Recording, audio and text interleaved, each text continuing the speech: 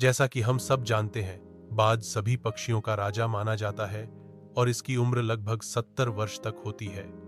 लेकिन उसके जीवन में एक ऐसा समय आता है जब उसका अस्तित्व ही खतरे में पड़ जाता है। जब बाज 40 वर्ष का हो जाता है तो उसके पंख कमजोर होकर उड़ना बंद कर देते हैं। उसके नाखून इतने कमजोर हो जाते हैं कि वह शिकार नहीं पकड़ पाता और उसकी चोंच भी धीरे धीरे बेकार हो जाती है। यह उसके जीवन का सबसे कठिन समय होता है। अब बाज के पास दो विकल्प होते हैं। पहला यह कि वह खुद को बूढ़ा मानकर धीरे धीरे मौत का इंतजार करे। दूसरा विकल्प यह है कि वह दर्द और संघर्ष का रास्ता चुने।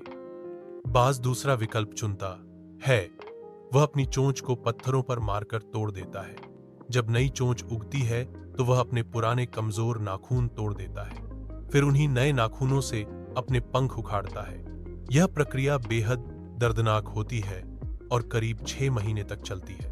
इन 6 महीनों में बाज तकलीफ और खून बहने की पीड़ा सहता है, लेकिन हार नहीं मानता। प्रकृति धीरे धीरे उसे नई चोंच, नाखून और पंख देती है। इसके बाद बाज एक बार फिर मजबूत होकर अगले 30 साल नया जीवन जीता है। इस कहानी से हमें दो बड़ी बातें सीखने को मिलती हैं। पहली यह कि जब जीवन में बुरा समय आए तो उस पर रोने से कुछ नहीं होगा। हमें स्थिति को स्वीकार कर नई शुरुआत करनी चाहिए।